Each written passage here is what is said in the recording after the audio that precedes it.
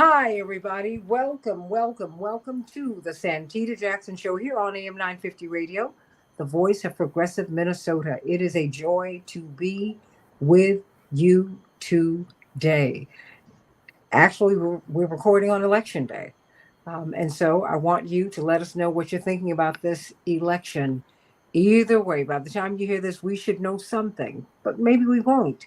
But whatever it is, I think that it seems like the country, there's a cleave in the country, in the electorate. But we'll know more tonight. But it certainly does feel that way. And so let's talk about the issues at hand. Let's talk about the election itself. And right here on the Santita Jackson Show, please go to the Santita Jackson Show YouTube channel. Like and subscribe there, please. Like and subscribe. Shalom, Robert. Like and subscribe. And please share the show with at least one person. Please do that. And then go to the Santita Jackson and Friends Facebook page. Like and share there. And I'm on X, the Santita J Show. That's right. Or at Santita J. So please, let's get right to it. I want to get your comments. I want to talk with you about the election. Attorney Mark Fancher, you know we cannot wait to hear from you. Brilliant social critic and attorney, brilliant civil libertarian. T.O. Hardiman, you are a violence interrupter. Yes, you are. You're on WVON in Chicago every Sunday from 6 to 7 a.m. It's one of the most popular shows we have in the Chicago area. Indeed, he is a nationally renowned organizer. It's always a joy to have you. Dr. Starks, I would say probably the uh, our political scholar here. Eminence, that's right. And we have learned so much from him down through the years. Of course, he's professor emeritus, Northeastern Illinois University, and we just adore Dr. Robert Starks and learn so much from him every day. We have someone new to the panel. I'm so glad to have my brother beloved, Rush Darwish, here. He's with the Arab Americans Forward. In fact, we've been working together off and on for quite some time, and I'm so glad that he has joined us today to raise his voice and be part of the family here. Don't be shy. You can never say anything that is incorrect. All we ever ask of anyone is that we respect and love one another, because we've got a lot of perspectives. We've got a lot of thoughts here. We've got a lot going on right here with this election. I want to know what you're thinking, Rush, it seems that, Gaza and the Middle East has been at the center of this election.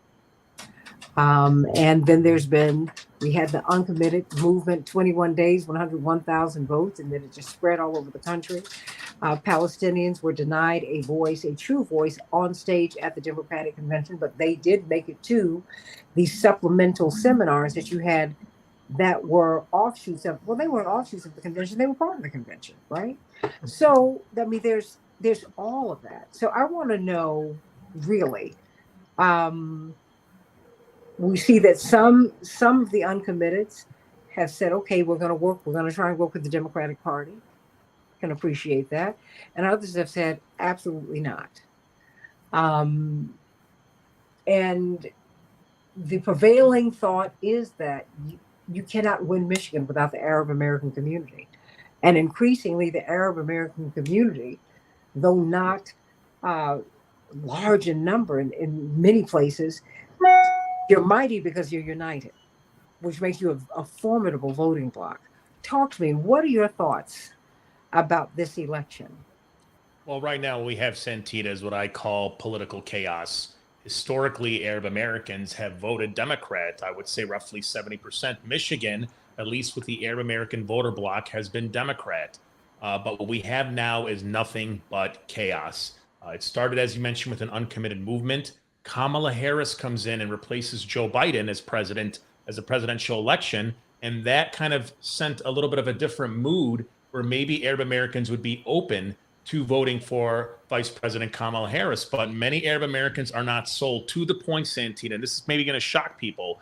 The recent polls in Michigan have the voter bloc split between Donald Trump and Kamala Harris. And ultimately, once we look at the final results, it's not impossible that if somehow Kamala loses Michigan and somehow we look back at the Arab American vote, it could very well be the very reason why Kamala ended up losing the election. We're going to have to wait and see. But just even going, say she does win, still the Arab American community have demonstrated that they are a formidable political force in American politics. Well, I would say What's yes. next? I would say yes, we have, but I think we are still going to have to take a close look at the data. We Mm-hmm. cannot forget an important X factor, and that's Jill Stein, the Green Party. Arab Americans, Muslim Americans nationally, I can tell you, have never been interested in the Green Party until now.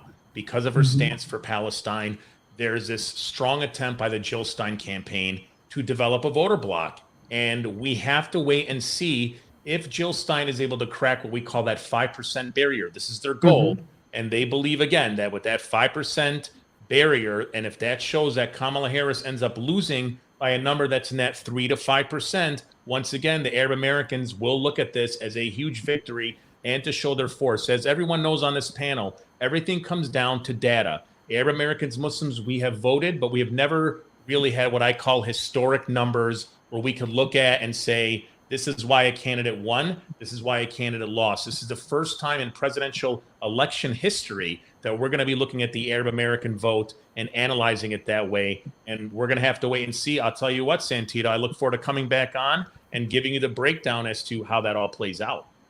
Well, we can do that. We can do that tomorrow, because I think do this it. is something. I think we need to continue to break this down, because we've not been here before. Because it also appears that the duopoly itself has been broken. People are not. The Democrats can't. The number one and number two voting blocks in the Democratic Party are black men and black women. Black women are number one. Black men are number two. But black men are breaking in another direction, and some black women are too. Latinos are breaking. People are breaking in a lot of different directions. I think the two-party politics is just not what it was.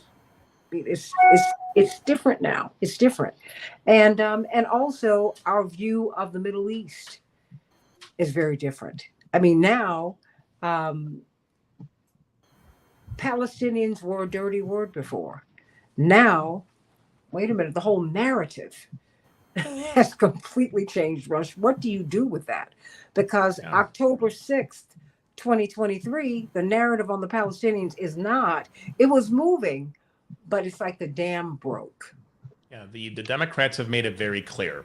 And the folks that I've met with, and many Arab Americans who have met with high end officials, including President Joe Biden, Democrats have a history of putting their arm around you and telling you how they feel for you, they sympathize for you, but their action items as to what they do next does not align with their sympathy. And yes, we are at this critical point now where we have to stand up and we cannot allow this. We have to continue to advocate. And that's what we're talking about the next day. Whoever wins, if it's Donald Trump, God forbid, or if it's Kamala Harris, we have got to continue to push forward, push our agenda, and not get soft. Because I'll be honest with you, a lot of us, we get soft sometimes, Arab Americans. And I'm certain the African American community historically used to accept the sympathy. And finally, leaders such as your father, Jesse Jackson, stepped up and say, no, no, no, we're not about sympathy. We're about action. And that's what we're looking at now moving forward. Well, Dr. Robert Starks, he's queued that up for you.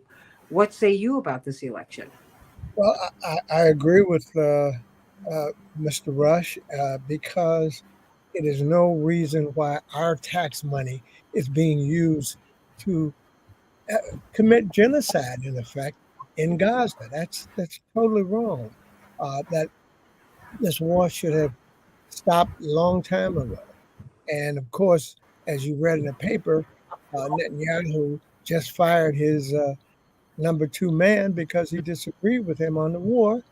And it's really crazy. But what I would like to ask Mr. Rush is, what do you think would happen if we were able to get a two-state solution? Would America then help to rebuild Gaza?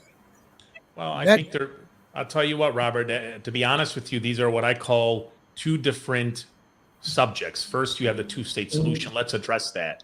As a Palestinian American, I can tell you that who visits Palestine and the West Bank frequently, the two-state solution is nothing but a talking point that some people in the Jewish community like to bring up. But the reality is a two-state solution is a done deal. Can you imagine if, God forbid, the south side of Chicago was invaded, the entire city, and historically, and in a span of 30 years, gentrification came in, homes came in, and military came in, and then all of a sudden you're asked, well, let's try and split this up. And that's what we have right now in Palestine, is that this two-state solution, you have settlements that have come into these areas. Over 1 million Israelis now live in this area that we call a two-state solution. So what it is, in fact, is a lie. And to be honest with you, we're at a point now, folks, where we have to look at a one-state solution, equal rights, one man, one vote. A lot of people don't want to hear that, but that's where we're at, Robert. And I think in terms of, how would that change? Right now, the way Israel sees it is this. We have the money, we have the resources, we have the land, we have the power. Why do we have to give anything? And the United States has come up on record and saying, we support this 100%. We support the genocide. For the crazy part is, guys, what we have here is America is embedded, this financial institution with Israel. So, Robert, it's a great question. The problem is the people who have the power, that 1%, they refuse to acknowledge that question and have a real answer. They'd rather just lie and continue to support a genocide unconditionally. How do you think that will play out electorally, Rush? Yeah, I would say at this point, what we have here is we've seen the protests in the street. And I got to tell you, I wish I can give you all the answers and say, this is going to flip. But the only way, and everyone knows this as well, and again, as what I see here, and some of these folks I've listened to you all, you are all leaders in your community. What we have here is the way this is going to work is either votes change minds of the higher ups, the powers that be, or the strong, powerful financial institution, the Googles, the Apples, the Bill Gates. And that's the only way this thing is going to move. But right now, there's no way, Santita, that I can say that there's any indicators that's happening. However, after this election, which we said tomorrow will break down, there's a real chance that if Kamala Harris loses, and if the data backs it, that it's the Arab American and Muslim vote and the Green Party that costed her the defeat, best know that that is when the Democrats will have to sit up, wake up, and finally acknowledge that the 75, 80-year unconditional love for Israel, this big blind love fest for Israel, it's time for a change and time to completely rethink how we move forward. You're up there in Michigan, Attorney Mark Fancher. It's election day. What do you see? No, I see the same thing my brother Rush sees. And I really, from my heart, salute the Arab American community for being so principled. That takes a great deal of courage. I mean, there has been so much pressure put on people to say, look at the storm that's coming if Donald Trump is elected, and you'd better succumb and finally cast your vote. But they've taken a courageous and principled stand for what's right and what's just. And it is somewhat disappointing to me that other communities have not done that, most particularly communities of African descent. I know that our history is such that we have been confronted by overwhelming challenges and overwhelming odds in the past. And when they sang, "Keep your eyes on the prize," they really meant it. No matter what was coming, whether it was threats of lynching, whether it was threats of gang violence or terrorism, whether it was police dogs or fire hoses, whether it was buses being set on fire, we confronted the danger. We knew what was right and what was principled, and we did the right thing. And my fear is that we're drifting into the arena of politics in the worst sense, with the idea that we've got to play this game. The civil rights movement took its inspiration from Jesus and his community in the first century in Palestine. And what they understood was that they were dealing with an empire that had no love for them. It was an occupying empire that had come in and colonized Palestine. It was oppressing and exploiting people. And it never occurred to them, we really ought to try and send some lobbyists up to Rome to see if we can get some influence. Maybe we should run somebody for the Roman Senate. Maybe we should play this political game and try and get some influence here or there. They never did that. They basically said it's a bankrupt empire, morally, spiritually, and otherwise, and we want no part of it whatsoever, absolutely none. And so their whole focus was on withdrawing from it. And that's my perspective. I have no emotional investment in who wins this election. My only concern is that, my only hope is that uh, when the votes are counted, that people will be able to see that there is a critical mass of people who no longer want to play the empire's game, who don't like the duopoly and want to break out of it and create something new, and who are inspired and encouraged by the fact that people were courageous enough not to do this. And I think that flexing muscles, by withdrawing from this process is a good thing. But my hope is that people won't see this as an opportunity to try and influence or transform the Democratic Party. That they will instead see this as an opportunity to build and to organize outside of the Democratic Party, because the Democratic Party is integral to the survival and the power and the dominance and the hegemony of the empire itself. And it's not going to change. I don't care if 70 to 80% of the Democratic Party decided to do something different from what the empire wants to do with respect to its agenda. That institution, that party will continue on its course. It will never change. It will never do anything that is counter to the interest of imperialism and maintaining domination of the planet. And so we've got to take the empire down. And I think that taking those two parties down is the first priority. So that's my hope, and I'm greatly encouraged by what we see happening and what we can hopefully see tomorrow with respect to the results. Regardless of who actually becomes the president. We'll take the swing at it before we go to you, Texas State Representative Ron Reynolds, who's head of the Black Legislative Caucus there. Mm-hmm. What do you think is going to happen? Who do you think is going to pull it out, Attorney Fancher? Oh, I have no idea, and I really don't care. I really honestly don't, because I think that the challenge that's before us is the same regardless of who's in power. Kamala Harris is certainly a more pleasant person. She's not one given to standing before crowds and talking about golfers' genitalia or committing fellatio on a microphone. She's a much more, a competent person, a more intelligent person, but she's still an imperialist. She's still a Zionist. She still has to carry out the agenda of the empire, and she may do it in a nicer way. She may do it in a way that doesn't disturb us as much and is not as brutal as Donald Trump might do it, but she's still going to carry out that agenda. So it doesn't matter to me, and I've not tried to figure it out or speculate about it because it doesn't matter. The job before us is still the same. The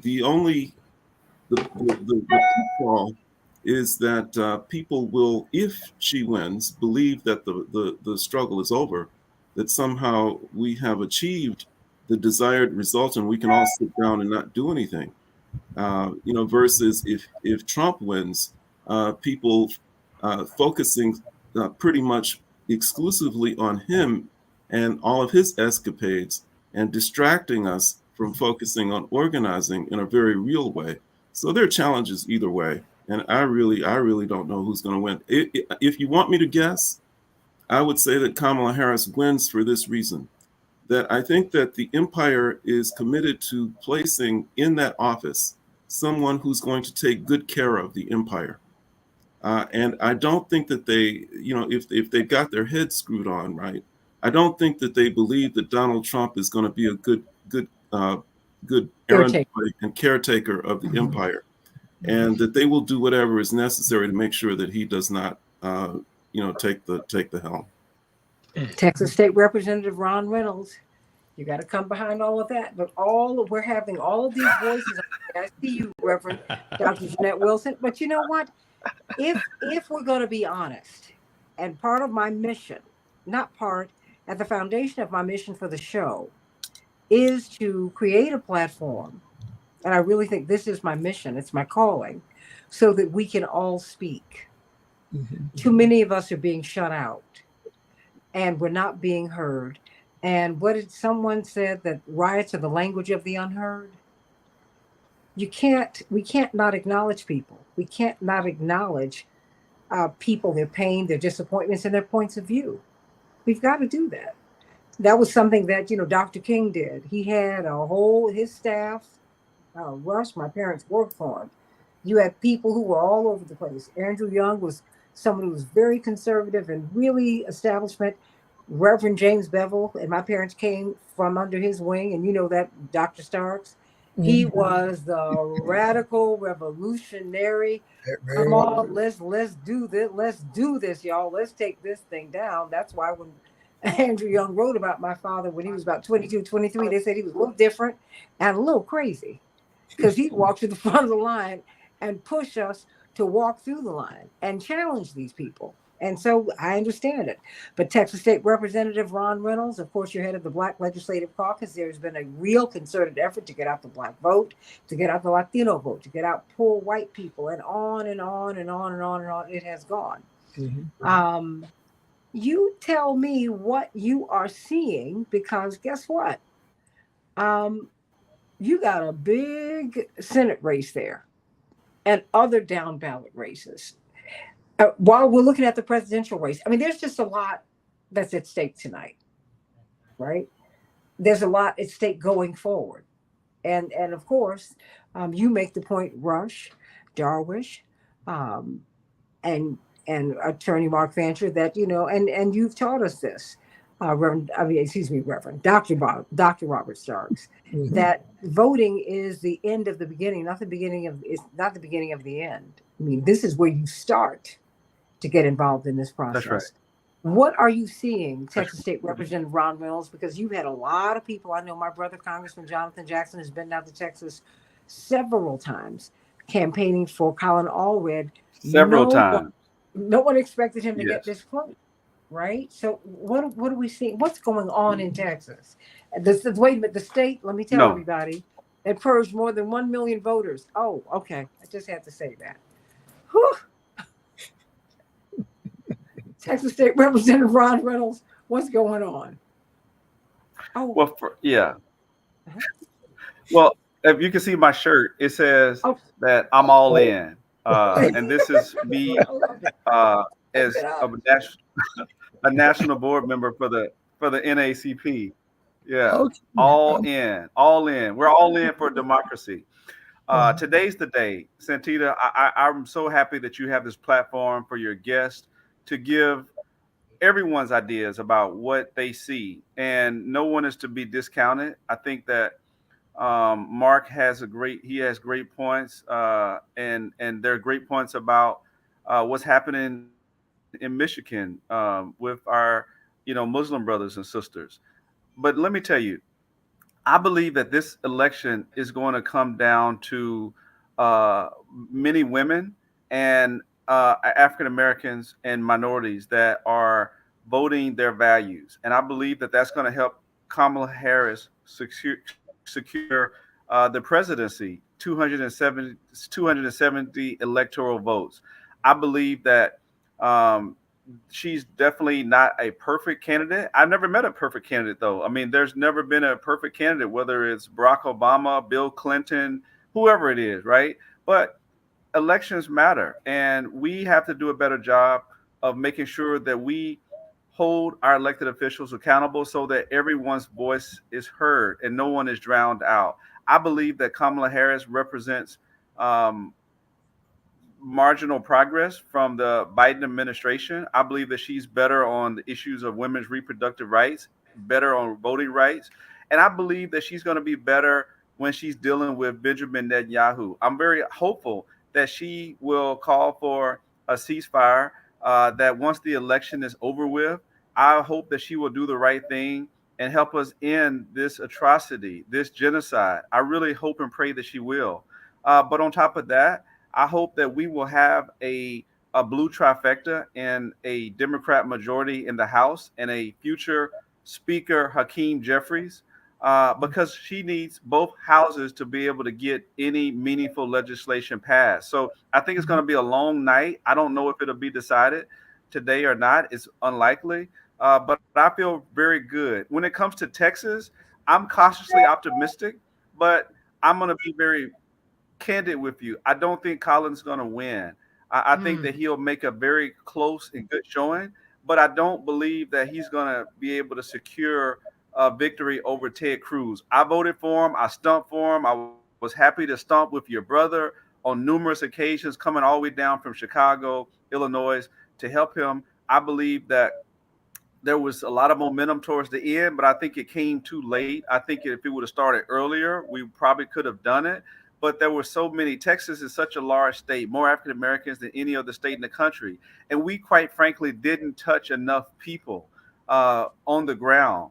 He had a Well, great wait a minute. TV. Did he get enough blitz. party support? Did he get enough Democratic Party support early enough?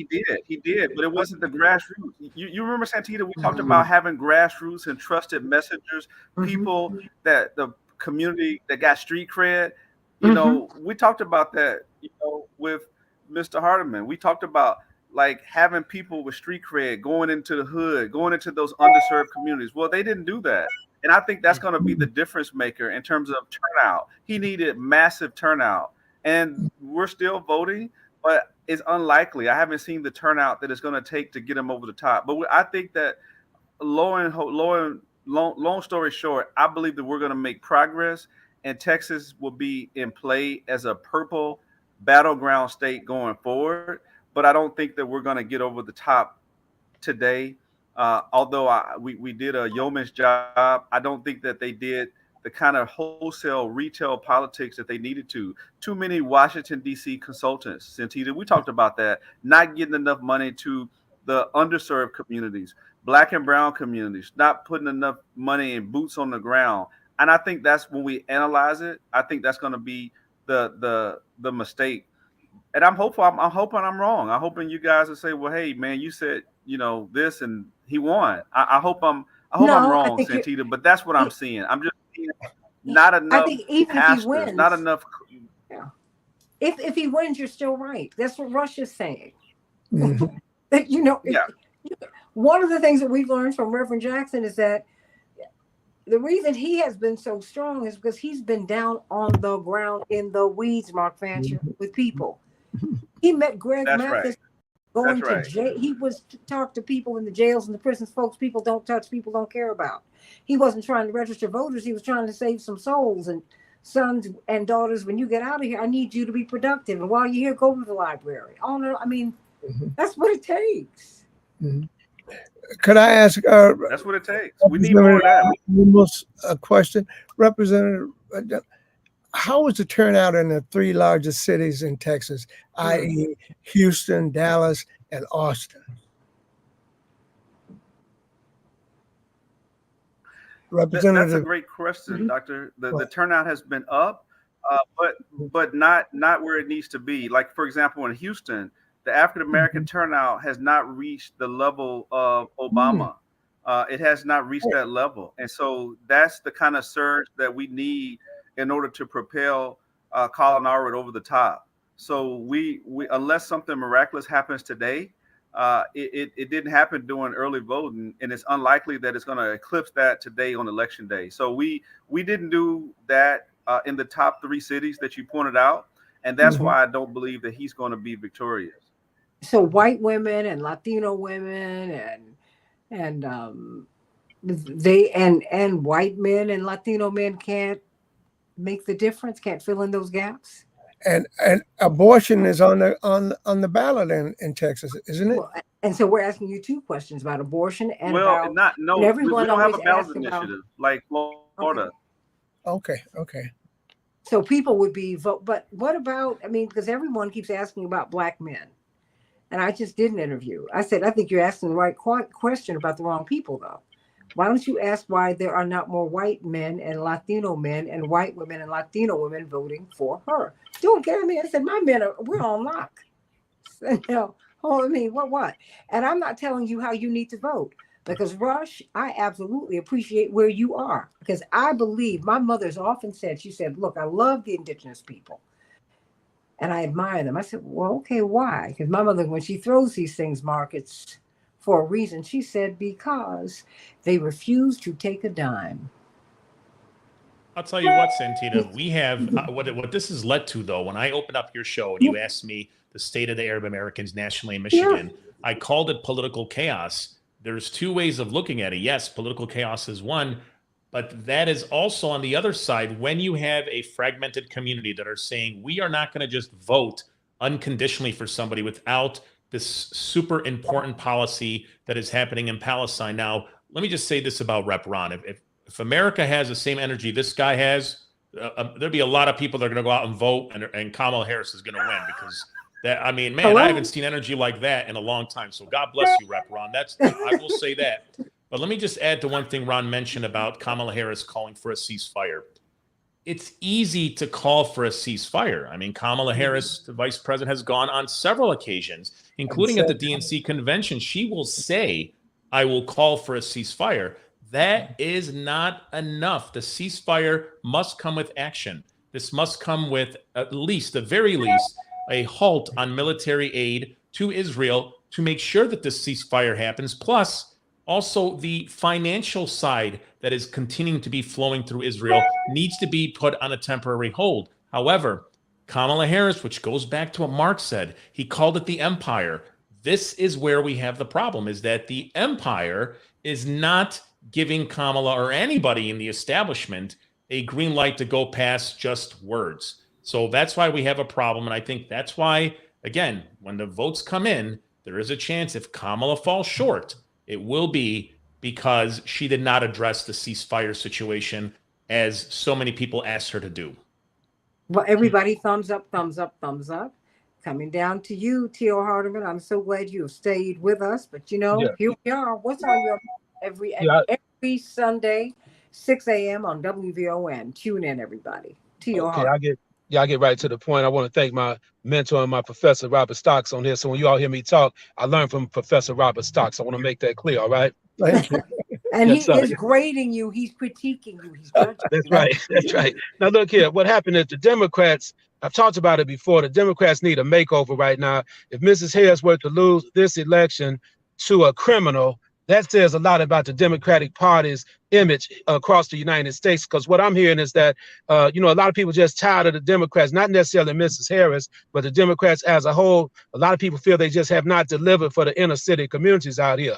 We got now Trump. What he did is a gangster move. Trump took over the Republican Party. He's not really no Republican. He's a Trumpian. It's all about Trump, one of the most narcissistic individuals you would ever meet in your lifetime. He just gangstered the party. Some people like that kind of, behavior amongst individuals here in the United States, men and women alike. They just like those type of characters, right? So if it comes down to Mrs. Harris losing because of the Arab vote in Michigan and Pennsylvania is still like tied up, it's a dead heat in Pennsylvania, is because the Democrats have not changed their image.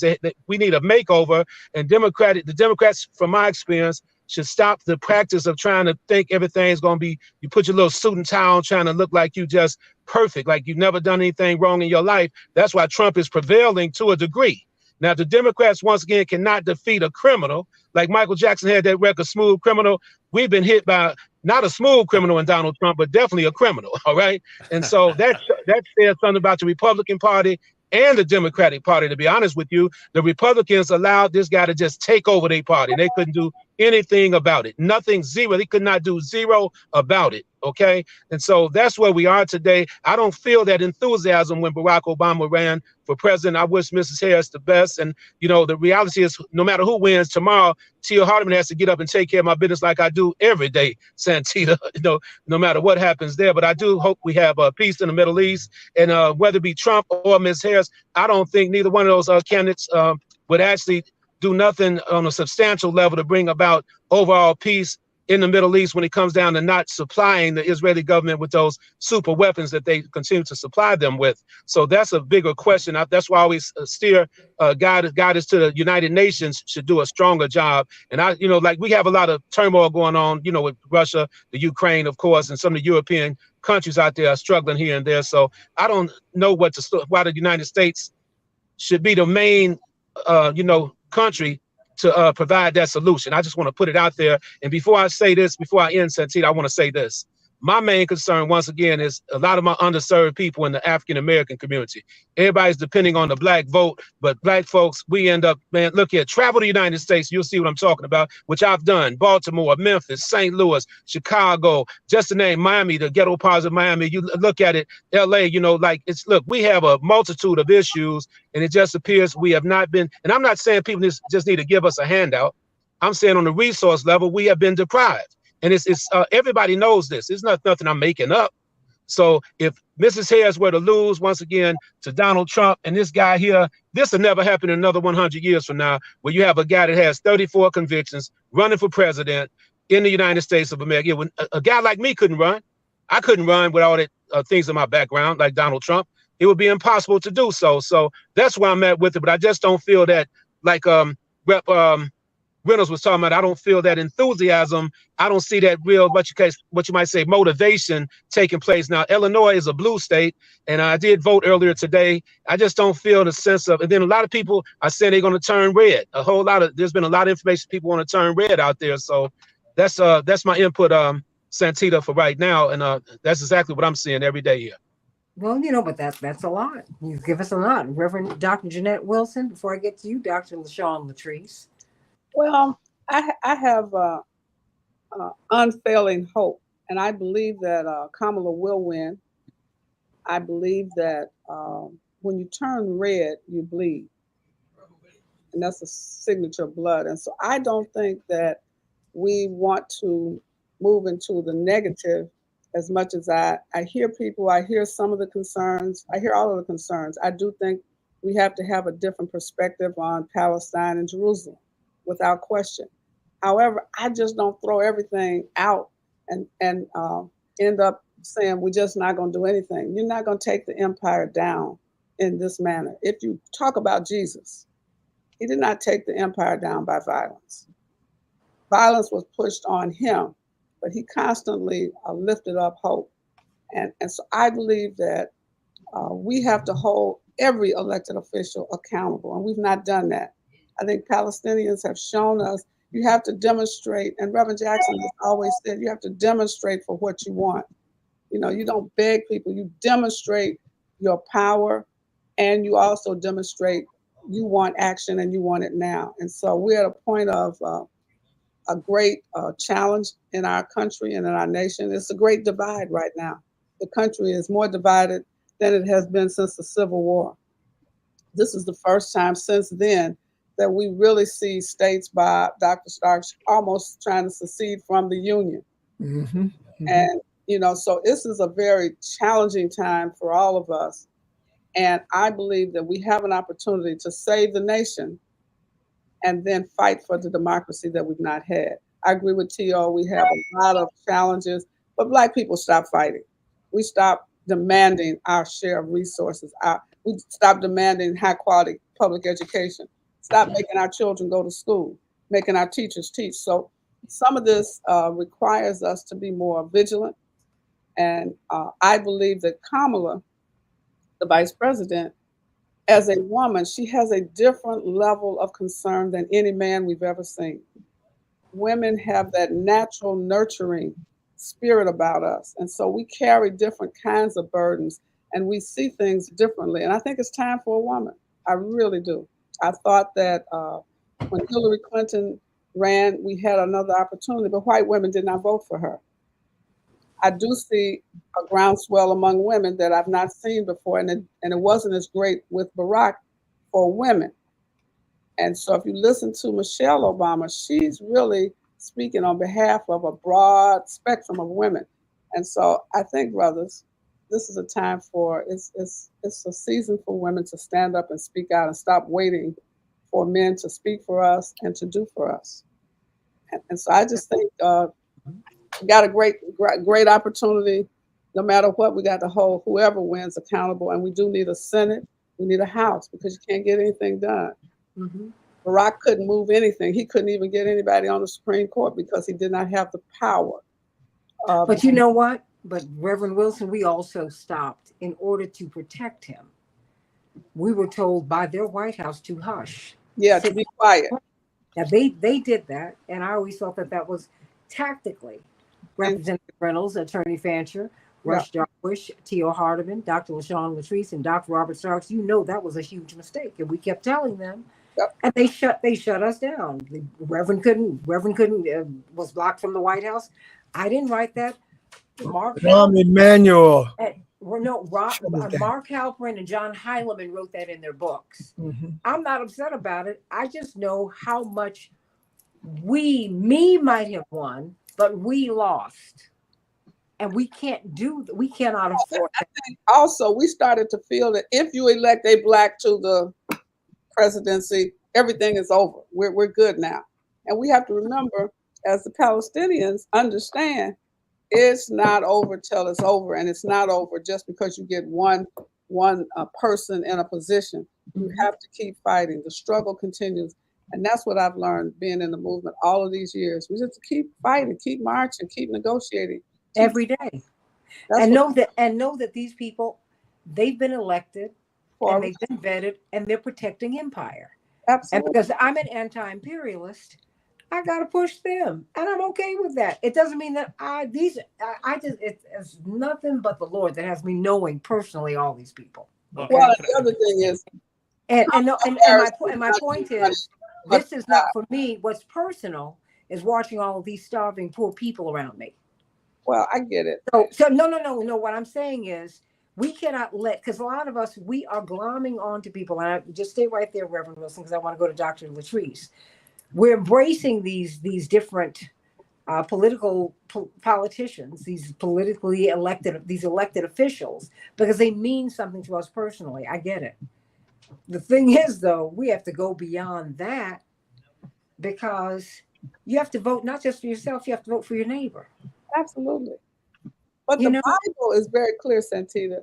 The people had God, and they said, we want a king like everybody else. Absolutely. And then God gave them a king that did not do for them, did not feed the hungry, clothe the naked. And so every time you get this king, you have to fight to make sure that the king provides food for those who are hungry, shelter for those who are homeless, and clothes for those who are naked. And push to make that happen. Dr. LaShawn Latrice, community psychologist. What say you? What are you hearing? What are you expecting to see? What are you hearing? I've heard a few things. In the last couple of days, I've talked to people who did early voting. I've talked to people who did not do early voting. And then I stood in some major lines. So what I saw was a mixture of people voting, all different ages and walks of life. I think many other places could have done a better job in how they had elderly people posted up, standing for hours, even just putting them in uncomfortable positions. I thought that was very alarming. Like, my mother went to the polls yesterday. The line was 2 blocks long. I was so concerned that she wasn't going to go back. She went back early this morning at 6 a.m. and she was able to successfully vote. So I was happy for her. But I did a poll myself. I called as many people as I could to see what people were going to do, if they were going to vote, because usually when people wait till the last minute to vote, they kind of teeter. And I was really surprised to hear just say 10 people I called, 5 out of the 10 people didn't even vote. They felt like they had no horse in the show. I heard all kind of things. But I was saying, what about voting down ballot? What about voting for those other offices that were on there besides the president? And, people didn't really think about that. What they heard pushed a lot was the president. And so they thought this election was just primarily focusing on that one office. And a lot of times they weren't really aware of those offices that were pertinent to where we live and how we live. And so I got about 10 calls today where people were asking, well, who else do I vote for besides the president? And so, you kind of heard a number of different things based on where people were and what they were listening to. But I noticed that people were not very knowledgeable about the judges, the records. I sent links for that. I even stood in the booth myself, looking up judges, looking up records. I mean, I was there for a long time, but that was really why I went to the voting booth. I thought about all those offices underneath the presidential race that were key into how we're surviving and what trickles down to our communities. And so, but it was kind of disheartening to hear people, and it wasn't just the young people who said they weren't voting. They just said they weren't voting. It was too evident that their vote was not going to count. And well, wait. Hold on, Dr. Latrice. What is the turnoff for people with the vote? Because I'm Dr. Starks. I'm going to pivot back to you after we hear from Dr. Latrice, because people are saying that, Rush. A lot of people said that. In the last week, I was trying to convince people that maybe it's not what you think. It's probably, but I'm going to be honest with you. Deep down inside, I felt like this. Go to the booth. Do what you got to do. Just make sure that you acknowledge that someone died for you to have the right to vote. So I was really more pushing that. I wasn't necessarily pushing a candidate because I didn't feel strong on either candidate either. And I said that the entire time we've been talking. But I still felt like it was my duty to vote, and it was my duty to make sure that as many people I could talk to would understand why we should value our vote and our right to vote. But I think the turnoff was the same thing I've heard over and over again. With Trump, people felt like those who said they were voting for Trump, they said, you know what you're getting with Trump. That was what I heard from 5 different people, 5 different ages. And they said with Kamala, they just didn't understand who she really was.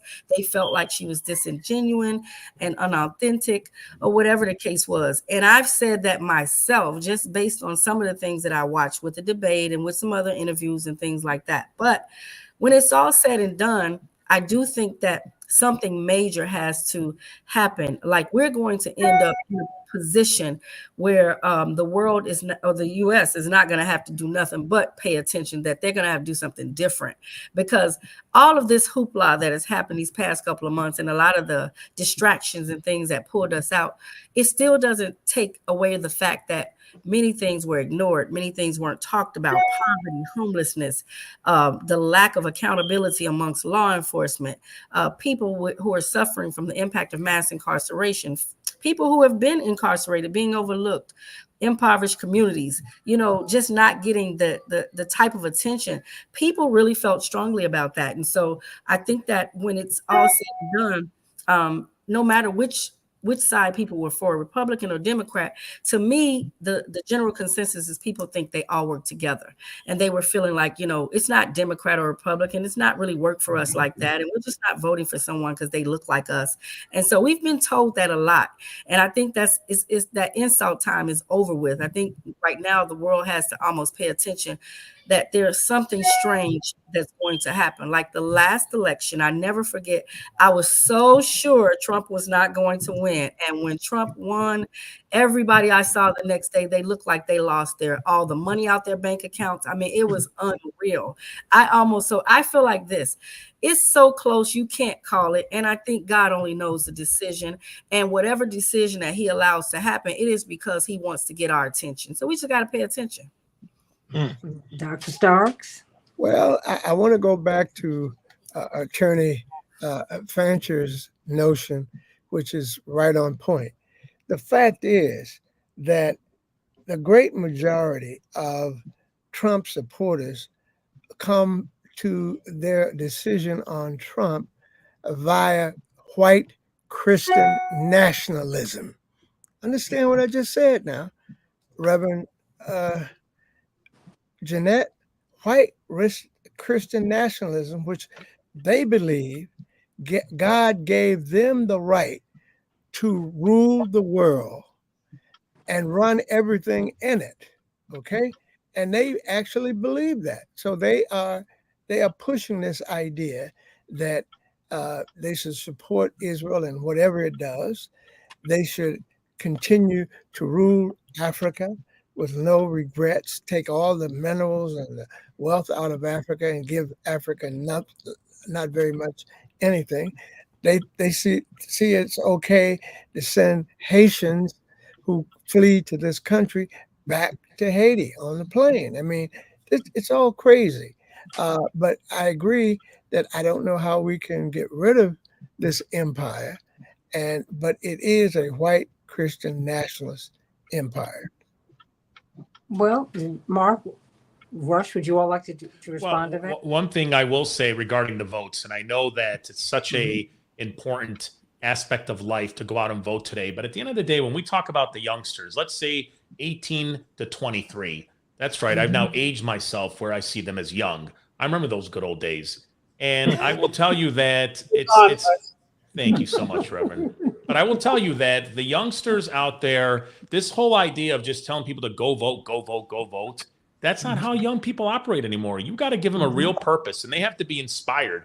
They're hooked on their phones, and this whole idea of like getting up, having to go to the polls, and to punch or press these buttons. No, they have to have a purpose. And the reality is this, and this is no disrespect to Kamala Harris. It isn't to the vice president, but she came in late in the game. And let's be honest with ourselves here, folks. If I asked everyone 9 months ago, even during the time where we looked at President Biden started to realize like, a change could happen, not many folks were super high and excited over the idea of Kamala Harris being the one that's going to be running.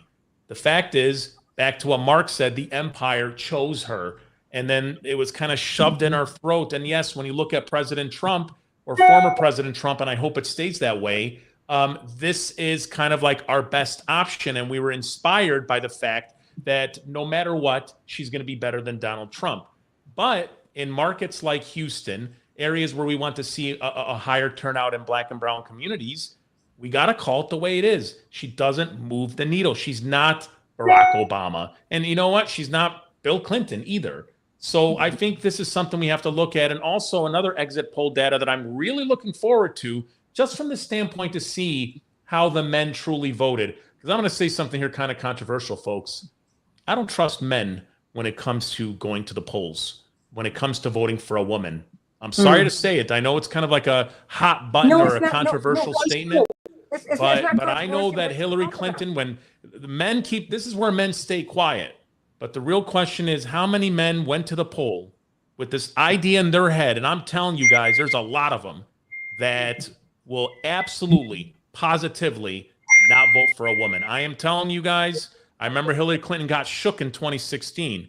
And one of the reasons she got shook, a lot of folks ended up staying home or not voting for her. They ended up voting for Donald Trump. They pulled the Republican ballot in spite of the fact, even though Hillary Clinton, in my opinion, we talk about the perfect candidate. At that time, when you looked at all her credentials, she's as close to perfect as you can get.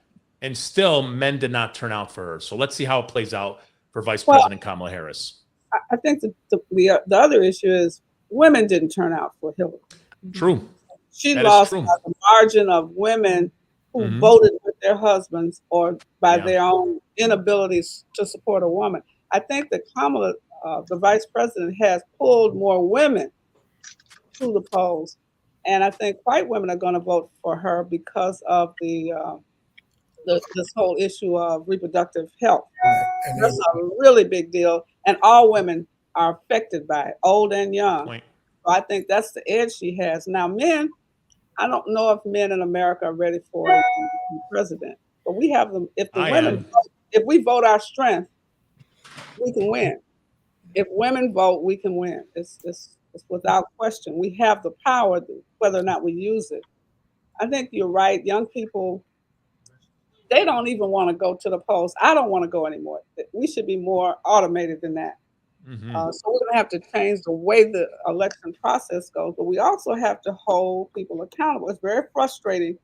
Cast a vote and you see nothing changes in your everyday world. And it's like, why am I doing this? So I understand the young people are saying that, and we have to do a different level of education, and we have to change the way our politicians behave once they're elected.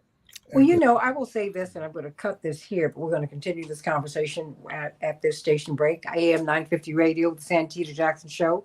Get out and vote, and let's talk about this tomorrow. But if you want to stay with us, we're going to continue with this conversation. So, AM 950 Radio, I love you. God bless. All right. You know, this is the thing. Barack Obama's not even Barack Obama anymore. That is to say, we had a black president. We're over it. We've had women on the ticket. We're over it. People have to substantially, misogyny and sexism is very real. And Rush, you're not wrong not to talk about it because it's true. Nick Kristof of the New York Times in 2008 said, "We've learned a few things from this campaign when Barack and Hillary faced off. We have learned that racism is wide in America, but Exactly. sexism is deeper. Absolutely. And but also remember how unpopular the Biden presidency has been. And she was part of that. And people have not shaken that. And for us not to say that, that doesn't make me Debbie Downer, Robert, because Mark Fancher was not being Debbie Downer. What he was trying to tell you was what he saw. Now, mind you, I'm also mindful of the fact that you've got to keep people excited and keep them voting. Yes, because people in Hawaii are still voting. I don't want you to get out and vote. That having been said, I think that our approach to politics, I think you're right. Reverend Wilson has to grow. But I will say this, Reverend Jackson went on the record 30 years ago. As they were trying to automate this system, he came out against it. He said that leaves too much space for mischief. You have to have a system that you trust, that has integrity. Now, and if we wanted to count these votes, we could do that. We're leaving too much space for mischief, and that's got to stop. That having been said, we also have to be honest in our assessments, Mark, of our politics. I mean, whatever issues you have with these candidates, Dr. Latrice, people need to say it so we can talk it through, Dr. Starks. Mhm. We're afraid to engage in critique because the critique is not loving. Mhm. But you got to engage in critique, otherwise when nothing's going to change, nothing's going to move. You always Yeah, have to address the elephant in the room. You cannot continue to overlook issues like that because it leads to a higher level problem. That's what the Democrats are faced with right now, in my opinion, right? So even, okay, since we brought that up, even with Mrs. Harris, I've studied a lot of her speeches over the last 30 days, okay? And I noticed she continues to repeat herself and say the same things over and over again about the small town, middle class, scenario, which I get it. I get it. But like you say, she was put in this race, really she didn't have a lot of time other than the years she served as the vice president to really prepare herself to be put right on front stage running for president of the United States.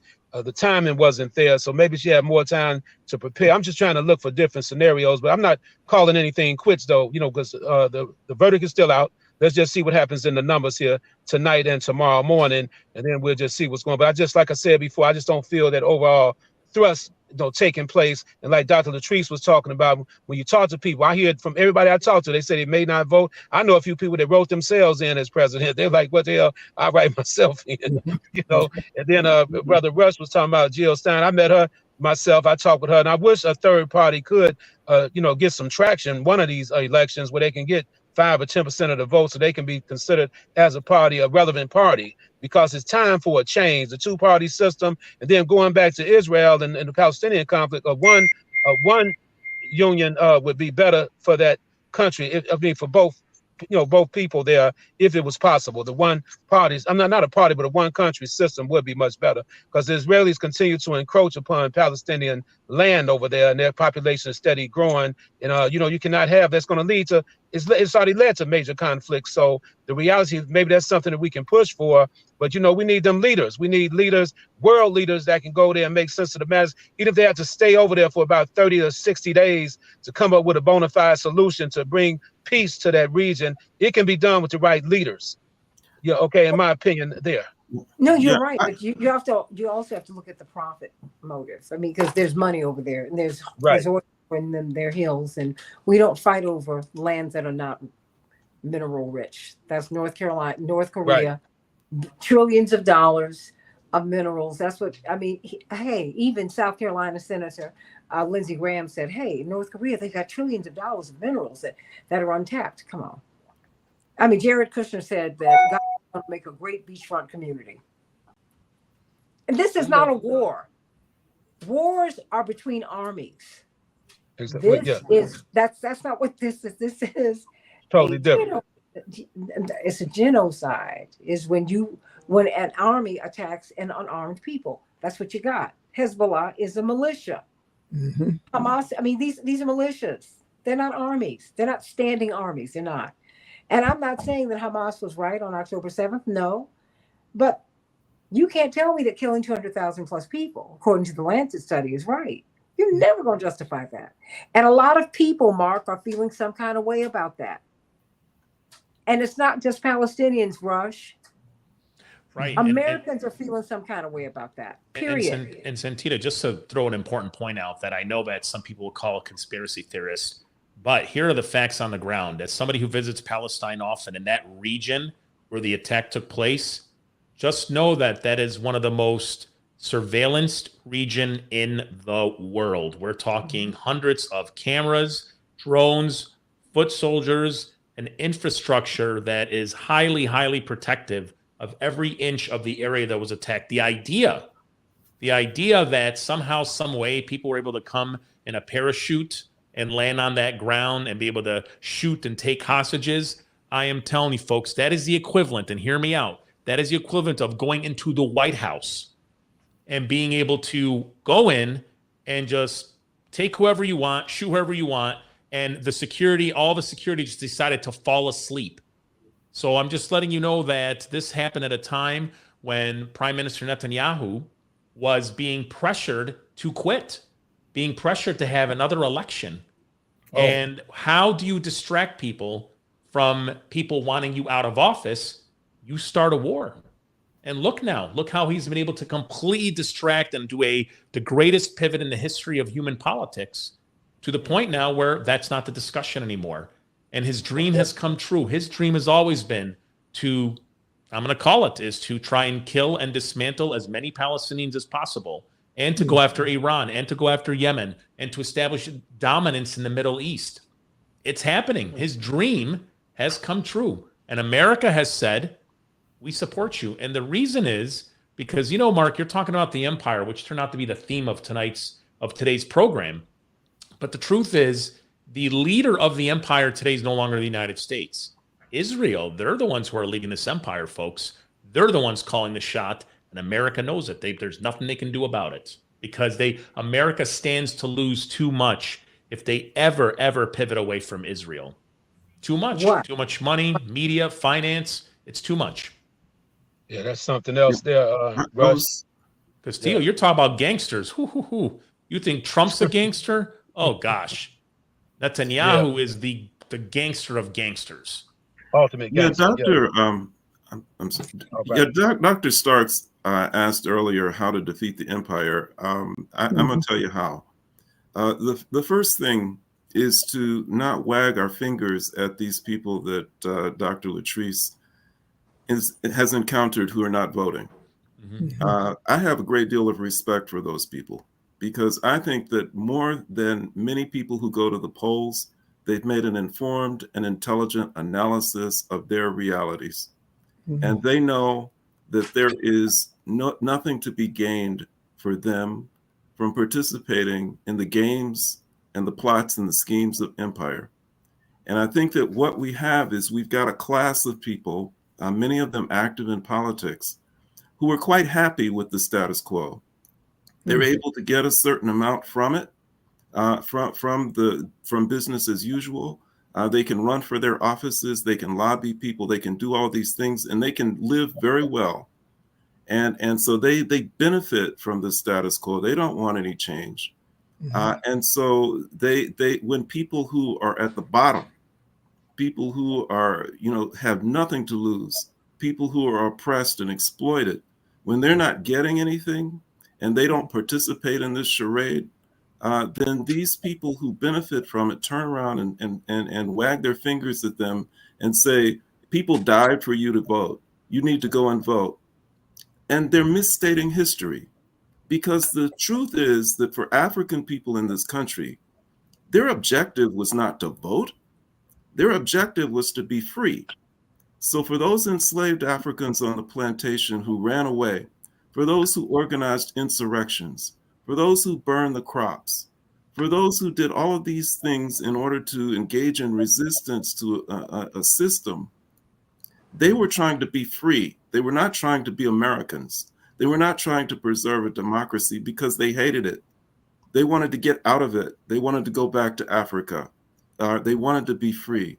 And as the years passed and we moved into Jim Crow, when you look at some place like Lowndes County, Alabama, where the voting rights movement really had its birth and the Student Nonviolent Coordinating Committee was really engaged in fierce struggles in order to achieve the vote, it's where the people that they always talk about who died for the vote, that's where they died, in places like that, or in Philadelphia, Mississippi, and other places.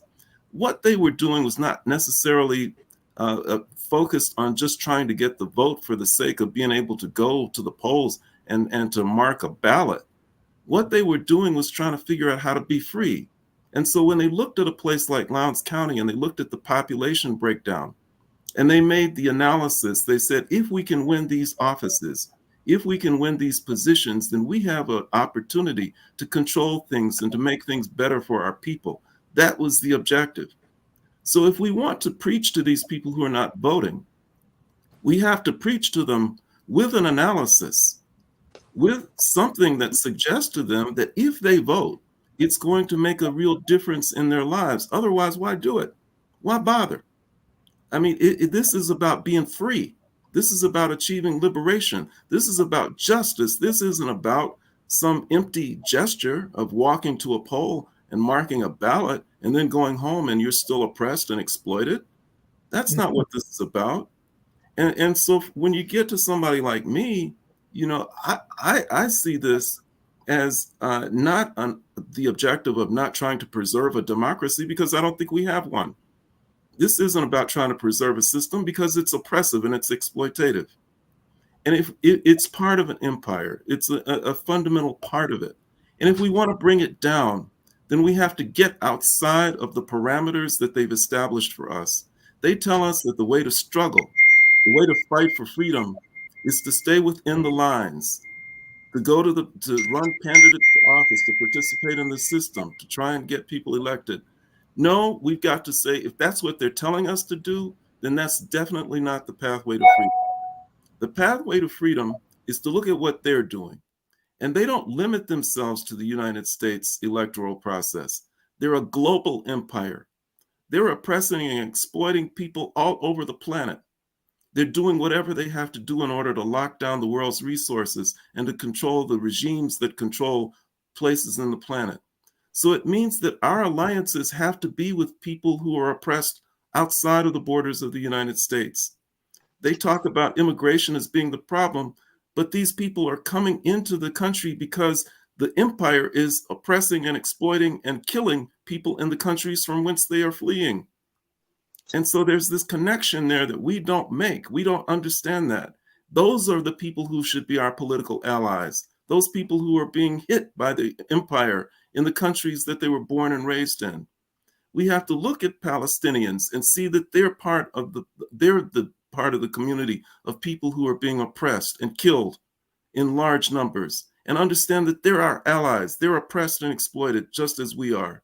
We have to look throughout Africa, where AFRICOM, U.S. Africa Command, has locked down the continent so that it can exploit and oppress.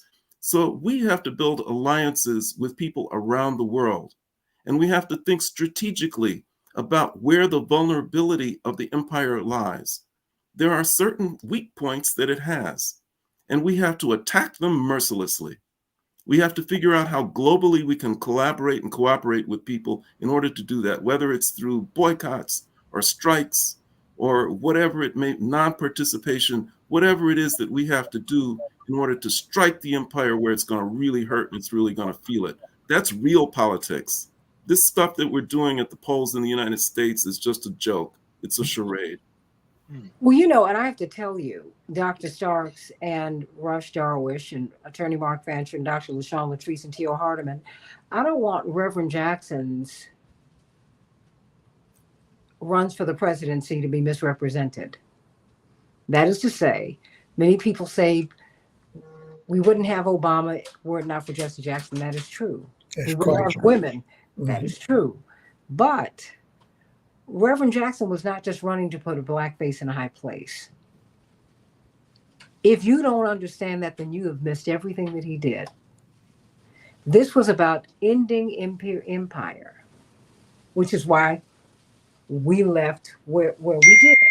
It's like, okay, it's very clear this is what you all want to continue, but we're going to have to continue to do what Dr. King said, try and put this fire out. We can't go in the building because it's on fire.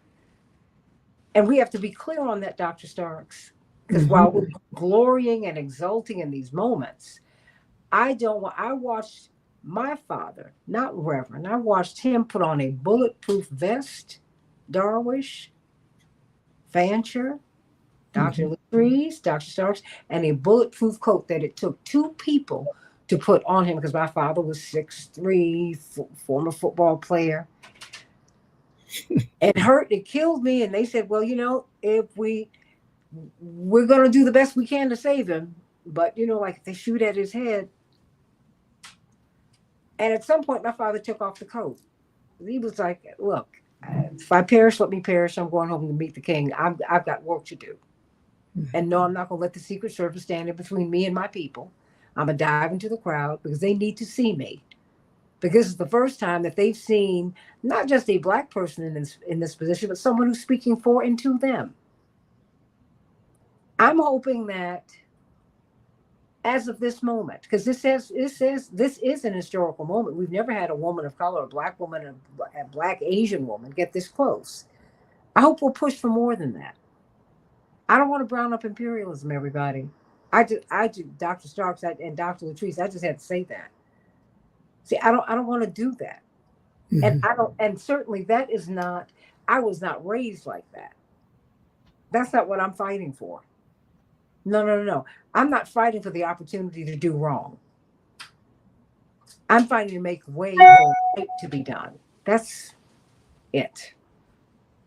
As we got to do more than, I could be at Howard University tonight, but I had an abscess and I couldn't travel in my house because I went to Howard. I've known Kamala Harris, Vice President Harris, for more than 40 years. She's a year behind me at Howard. I get it. And I think it's wonderful. I was Michelle LaVaughn Robinson's classmate at Whitney Young Magnet High School. I was in their wedding. I get it. That's lovely. But I tell you what, if we cannot at least give our people hope to get through to the next day, then this is for naught. We got to do more than what we're doing. And so, because I've heard some people push the Palestinian American community back and be upset with them. I'm like, wait a minute, your grandmama ain't over there. Rashida Tlaib's grandmama's in the West Bank. What are you talking about? Every time a storm came through Virginia, well, my mother's mother moved into their home in Washington. But every time a storm came through South Carolina, Mark, I was calling to see how my grandmama was doing, Rush. So I said, wait a minute. She's in a house on top of a hill. Lord have mercy. I hope it doesn't rain. And is she going to be okay? These are people who have relatives over there. And we've got to talk about the Congo. We keep ignoring Haiti, which is in our hemisphere. And these incremental changes cannot be enough. They just can't. People are dying, Dr. Starks. Mark, Dr. Latrice. And I'm seeing people saying that this is the first time that they set out the vote. That's it. That's in the chat line. There is an enthusiasm, Dr. Starks, that is not there. And it's born of, I would say, a disappointment. And if we don't address that, what are we doing, Dr. Starks? Do you think I'm wrong here? No, I think you're right. But I want to go back to what I said earlier. This entire nation and its politics is built on the white Christian nationalism, which really says to white America from the beginning that they were given the rights to rule the world by God himself. Okay? And they understand that. So that's why they're doing what they're doing. but they do not understand that the rest of the world is really upset with that empire that Attorney Fasher is talking about. It's a strong empire, but it's cracking at the edges. And we have to understand that and not contribute to it. So I understand what you're saying, Santita, but we've got to look at it from a different angle. While we help ourselves at the same time, we have to look at the whole picture. Well, I'm looking at white Christian nationalism, but I Mhm. also know many Black folks who are in it. Well, I know. I mean, we're I know. confused. Many of us are very No, confused. no. Many of us are just in it. Many of us didn't want to end slavery. We just wanted to get out the fields, and it's a horrible thing. Mhm. And many of us, if we get in power, will be as vicious as our oppressors. Okay. That is what we're seeing in the Middle East. If you are not healed, you repeat. That's what we do.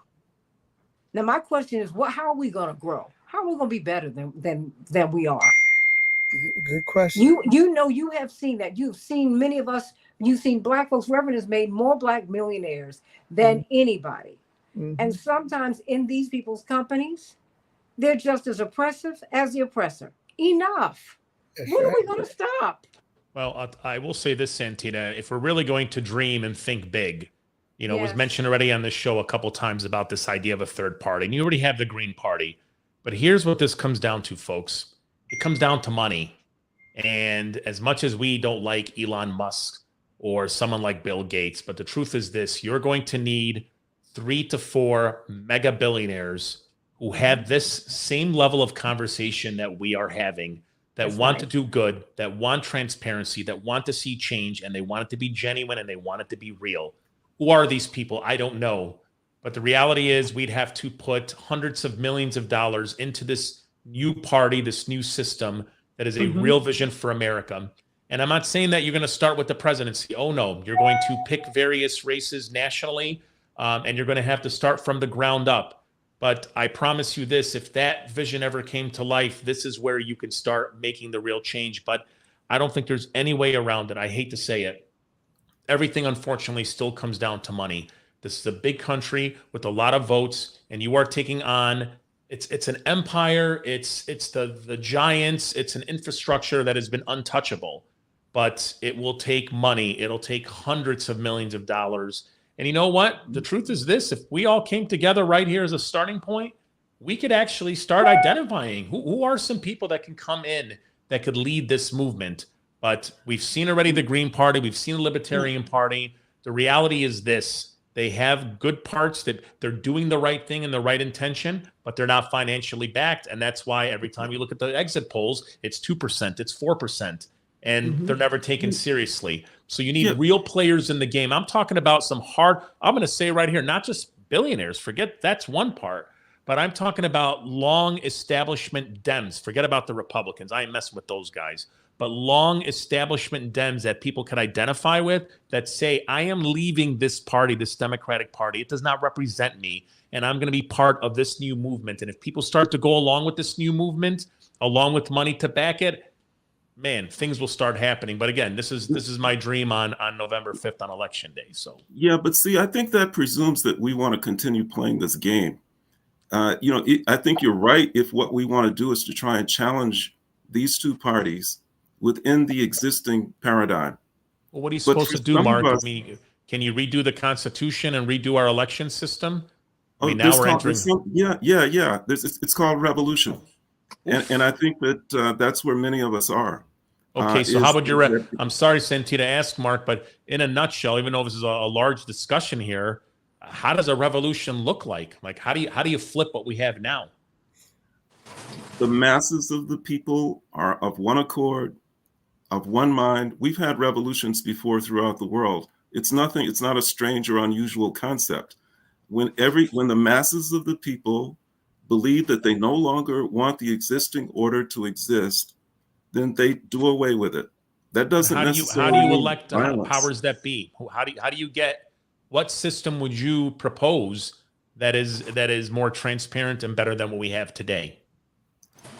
Well, I can tell you, whatever it might be, I do not like what we have now, and it is possible to have something much better than what we have. And so, you know, socialism has always been at war with capitalism. Empire springs from capitalism.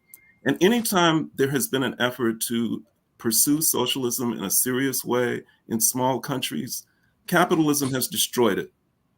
Even Cuba, which has been the target of constant attacks since the revolution back in the late 1950s, notwithstanding everything that they've thrown at Cuba to try and destroy it, it has persisted. It has not, they know that if they backed off of Cuba, a system, a country that provides education to all of its people, better health care for its people than we receive in the United States, opportunities for education, all of these things that it provides, uh, it does it at a minimal level because it's under such constraints and limitations. And they knew that if they back off of Cuba, it would excel. It would exceed all of the expectations, the wildest expectations of people, particularly poor people. So socialism has never been allowed to flourish. And that's by design. That's the reason for empire. That's the reason for efforts to dominate the planet. And so the only way to defeat that is for the people of the world who really want to use the world's resources in a responsible way, in a humane way, to come together and unite and to figure out globally where the vulnerability of the empire is and to attack it. And that is certainly possible. That is certainly doable. It's more feasible. It's more likely that that's going to succeed than trying to bring about some type of a change within the boundaries and the parameters of capitalist the United States of America. Because when you start talking about bringing in people with billions of dollars, then their interests don't lie with the poor and the oppressed. And Mark, the again, I said when I said I had a dream, I was saying my dream would be that people with very deep pockets, an establishment that raised money, they earn money. Now, you guys may not believe me, but I always have this dream of myself saying, man, if I just had $100 million, I can't imagine the change and impact. That's the way I'm wired. You're right. I mean, Yeah. billionaires establish their billions not by thinking this way. But like I said, guys, I said it's my dream, and I'll probably end up waking up in about 5 minutes. So No. but people who get billions of dollars get it by exploiting and oppressing you're and right, by being greedy. Mark, you're right. And their interests are inconsistent with the interests of the masses of people who are oppressed and exploited. But the masses of the oppressed and exploited people throughout the world coming together and having an analysis and a plan can look at how vulnerable the empire is. And it's cracking. As Dr. Stark says, there's a crack in the empire. The fact that we're talking about Zionism as frankly and as openly as we are represents a weakening of the empire. The fact that the level of consciousness about Zionism and Israel has risen to the heights that it has represents a weakness of the empire. The fact that the United States has had to go into Africa and to try to dominate it militarily represents a weakness of the empire. The fact that the standard of living in this country is declining constantly, the quality of life is declining constantly, represents a weakening of the empire. All empires fall eventually. History shows us that. And they fall because in order for them to survive, they have to stretch their tentacles out across the planet, and they end up spreading themselves too thin so that they can't take care of home. And people within home start to rise up and resist, and eventually the whole thing collapses. And we see it happening now. So it's not an impossible dream for the empire to collapse. But in order for it to collapse, we have to part ways with the empire. We can't play the game that they give us to play. We have to come up with our own plan, our own analysis, and our own strategy. And it will succeed. It's inevitable.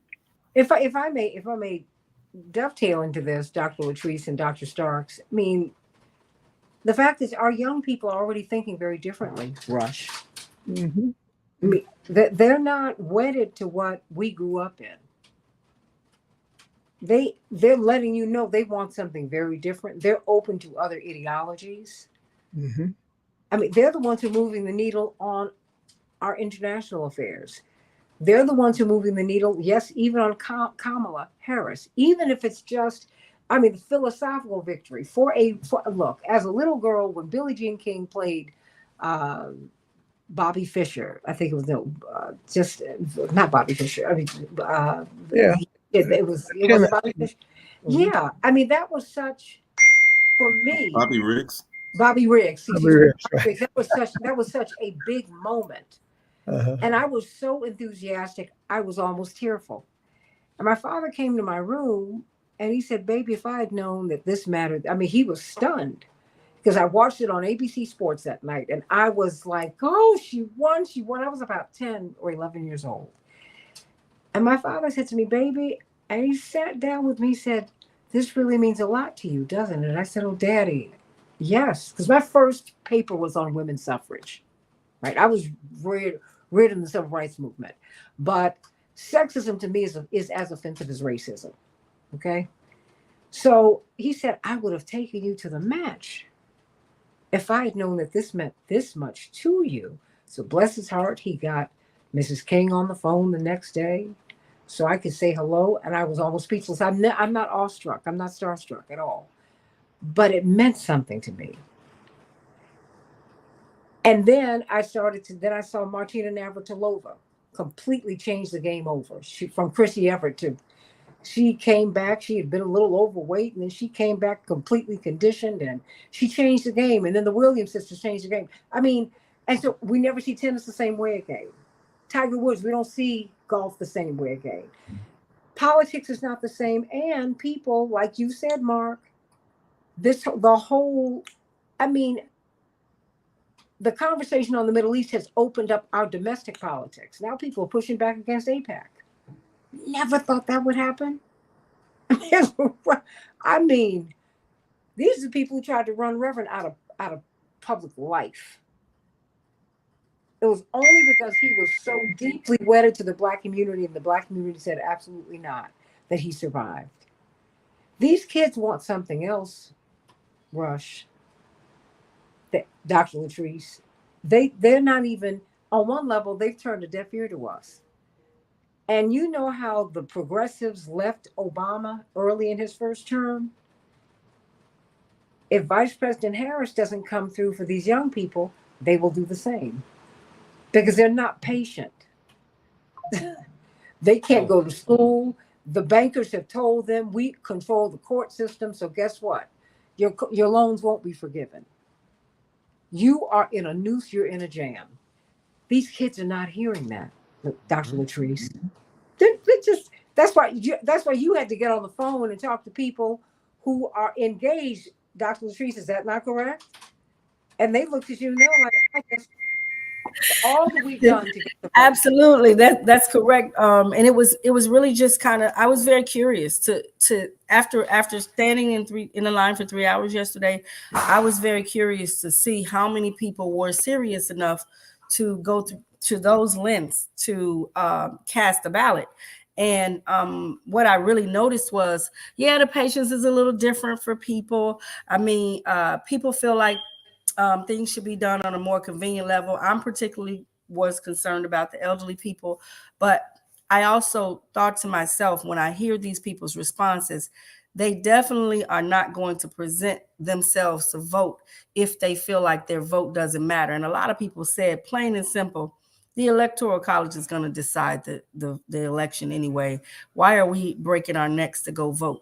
And, to be honest, I really couldn't say anything back to that because I kind of think the same way. So, when it's all said and done, I'm going to vote, but I'm more of a realist when it comes to the reality of these parties don't represent us. And in order for us to get something truly done that is going to represent us and us as a united people, we have to take some revolutionary measures. So I'm a revolutionary too. So thank you so much, Mark, for being always a revolutionary.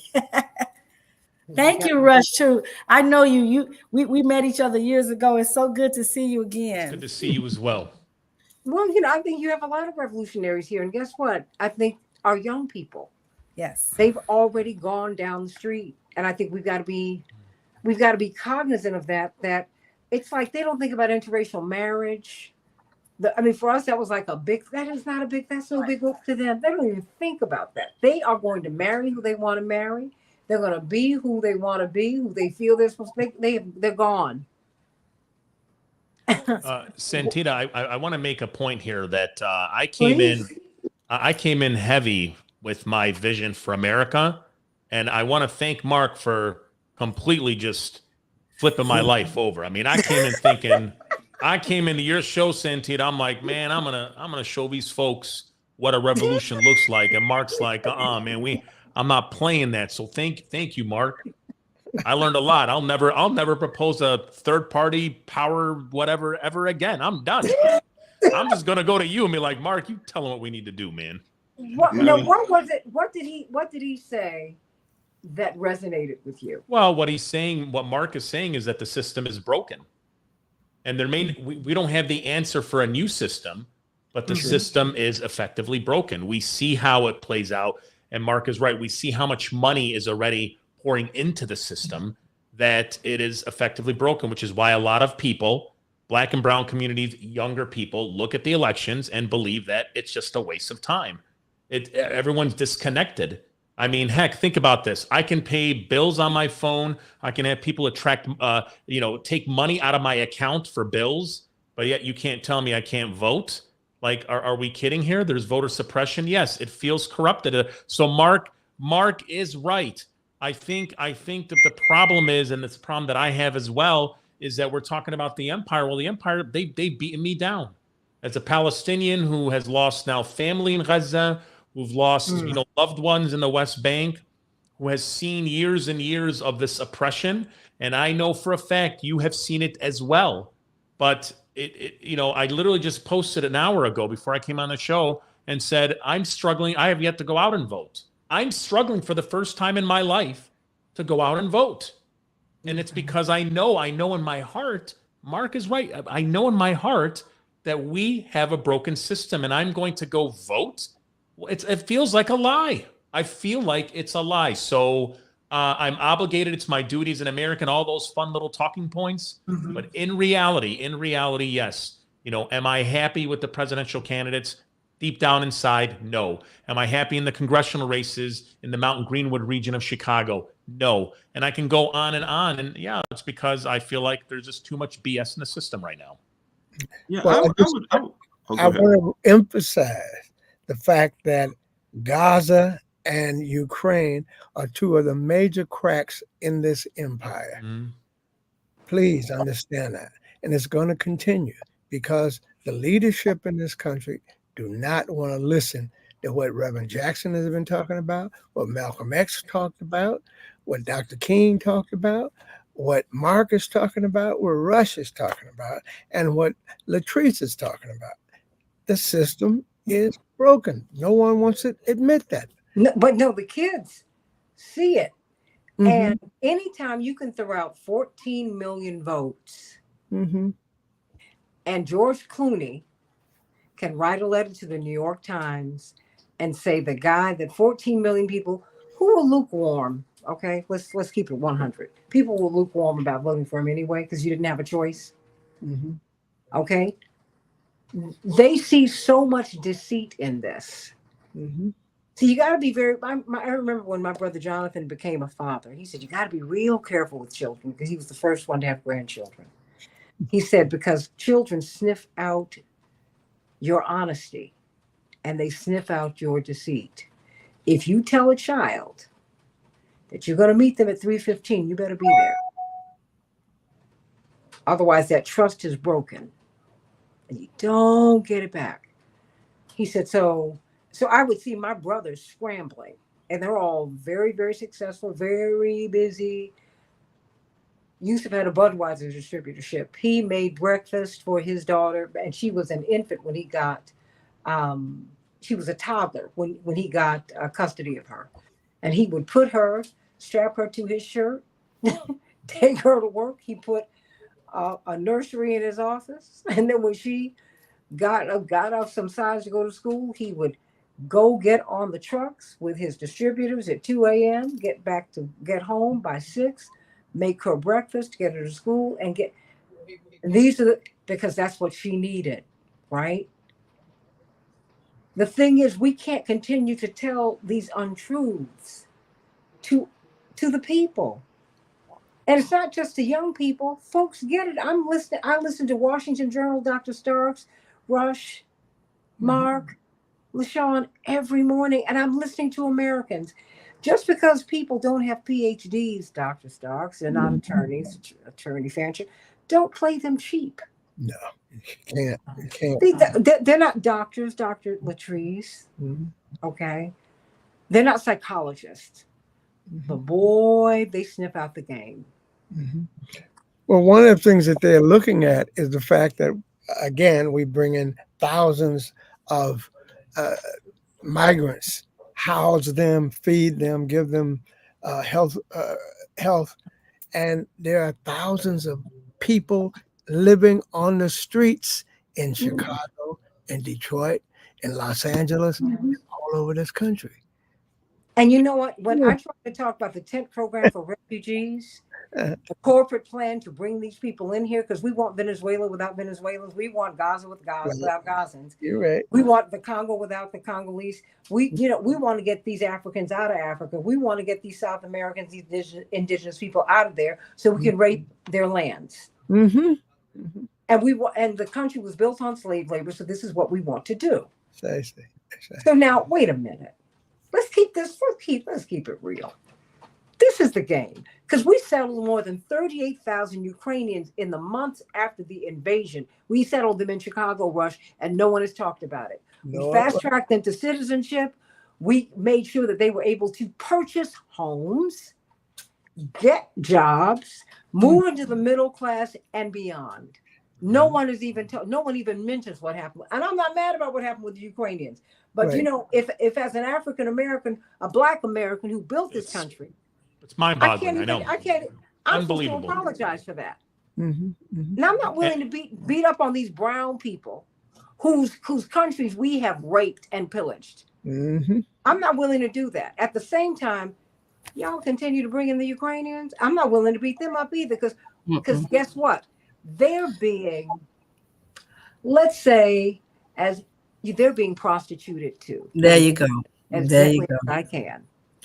That was the best way to put it, because I just had this conversation with someone yesterday, and we were talking about during the DNC how they wiped all the homeless off the street, and it was like they didn't exist. They were gone. They were from under the tents. Didn't exist. Off the highway. They were gone, and then not even a week later, as I drove up and down Lakeshore Drive, they were back, and I was mortified. I couldn't for the life of me understand how that could be a humane approach to anything by telling an individual, we're going to put you over here so you get out of the line of sight, but we're going to put you right back, when we really could have just remedied the situation. It hurt me so bad. And every time I passed through Lakeshore Drive, I drive there every weekend, dropping my daughter off to school. And I'm just kind of like, I got to do something. So in my mind, I'm putting programs together like a ways, because there are a lot of people, you all alongside Lakeshore Drive.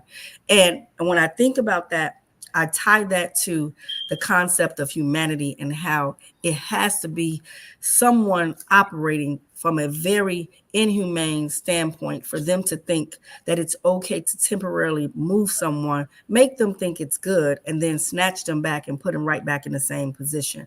It doesn't make sense. And I know you all are saying the system is broken, but I don't believe for 1 second the system is broken. I think the system is functioning just how it's supposed to function. And the reason why we think it's broken is because we're left out of the system. But to be honest, it's designed to harm us in the ways that it has. And until we call that reality real, that's when people will start listening. I wrote an article a couple of years ago in the APA journals, and it's called "The Truth About a Lie: The Criminal Justice System, Is It Just?" I'm going to do another article, and I'm going to call it "Another Truth About a Lie." We're going to talk about this political structure, and I'm going to consult with some of you all. Let's see how many people are really going to tell their point of view. But I want to do that as an op-ed, and I want to talk about it from that perspective, where people really just need to understand It's not really broken. It's functioning just how it was designed to. It just never had us in mind. We just need to come to that reality. It has us in mind enslaved. It's a colonial project, everybody. That's right. Hello. That's the design. America's business is business. That's right. And you know, now mind you, the great thing about America is that there was always space for it to evolve. So now, you know, what did Dr. King write, Mark, Raj, Dr. Starks, Dr. Latrice? Where do we go from here? Chaos or community? So as we are here in the midst of in the throes of the election, somebody's going to be president today, tomorrow. Something's going to happen. My question for all of you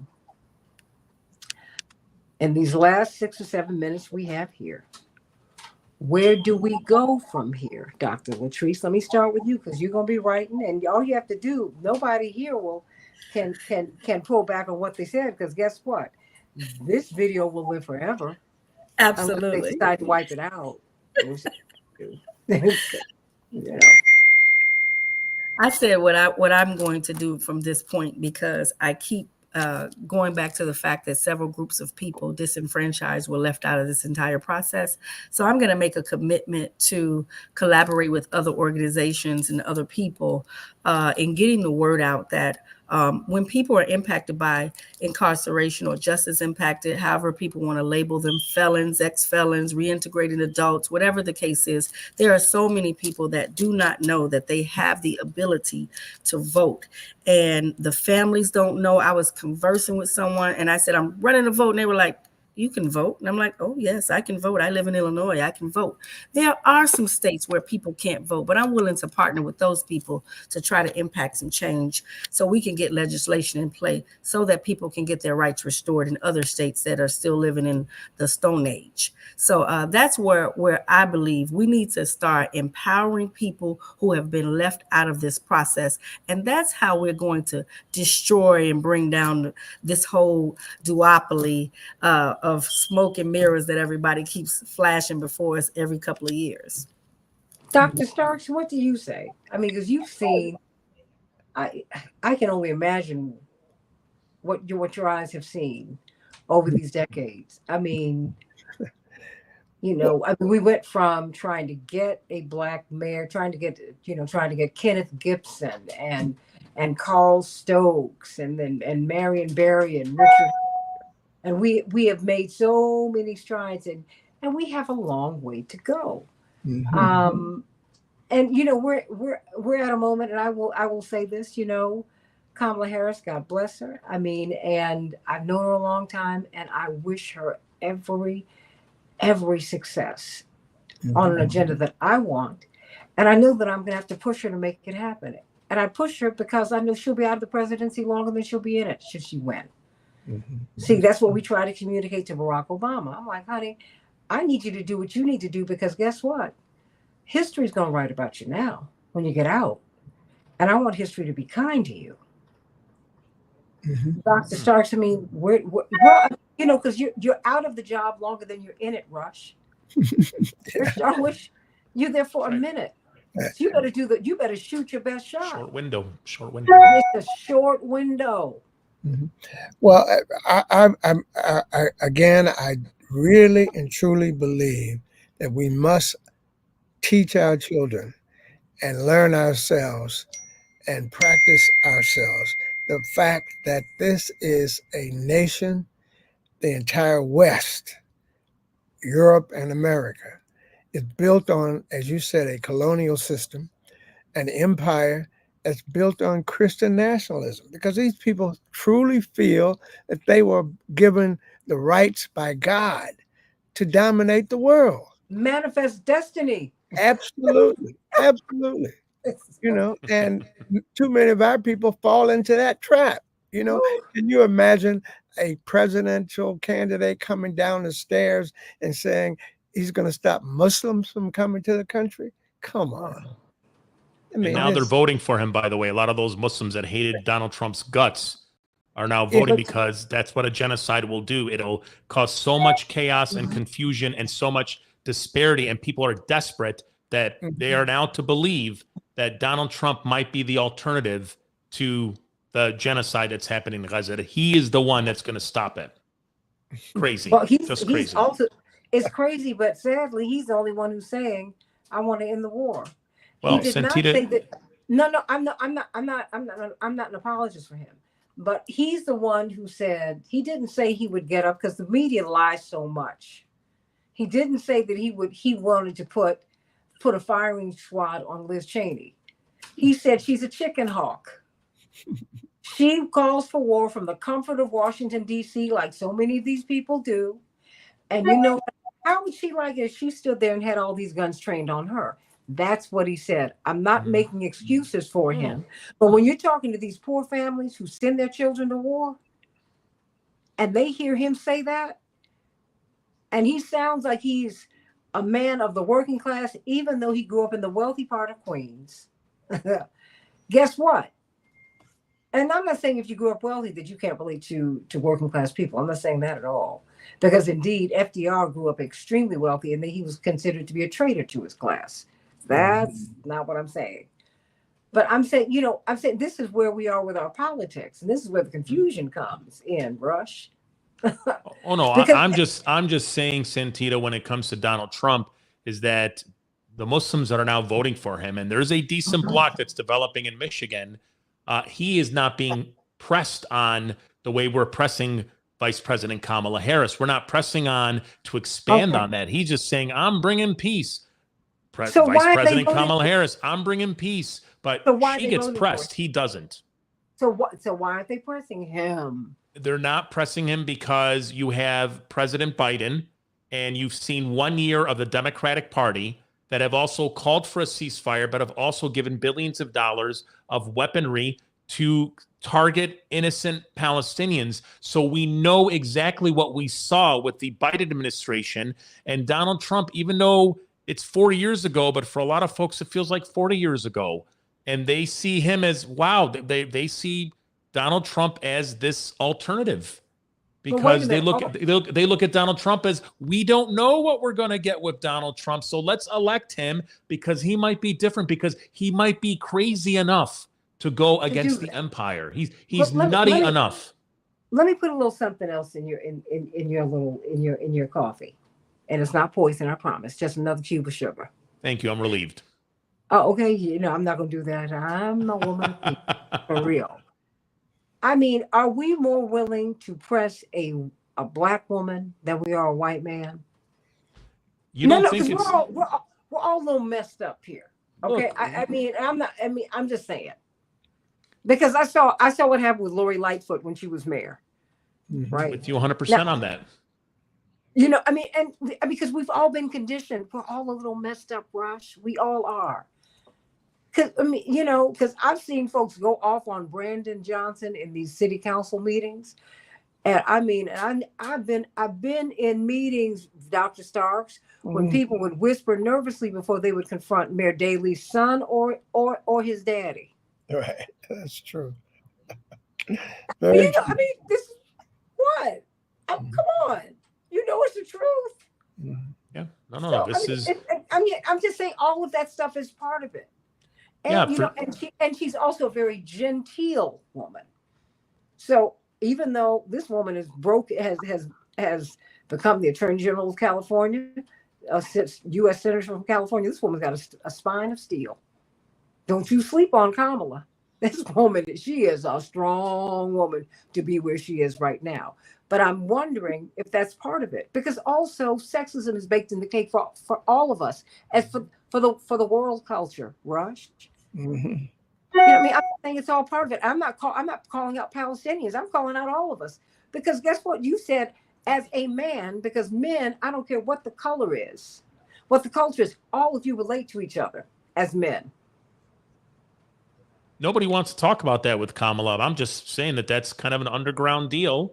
That it's a taboo topic that nobody will talk about. But at the same time, what we do talk about is how Donald Trump is really that generational human being that is able to get away with not being able to speak in layers. He is able to just make blanket statements and his supporters, his cult, whatever you want to call them, it just doesn't matter. That's why he is bigger than the Republican Party. He's But bigger than them. But you know what? It's not a cult. These people are not crazy. No, you're These right. people are Yeah. these people are hurting. And sometimes you will think a mirage. You'll believe the mirage, and it's actually sand. Mm-hmm. Because that's just how it is. So I'm looking at people who are looking for some answers, and I respect them enough to understand that, because some people, all they see with Kamala is her color or her gender, not the agenda, because they've not asked her one hard policy question, and that's on all of us. Mm-hmm. So at the end of the day, where do we go from here?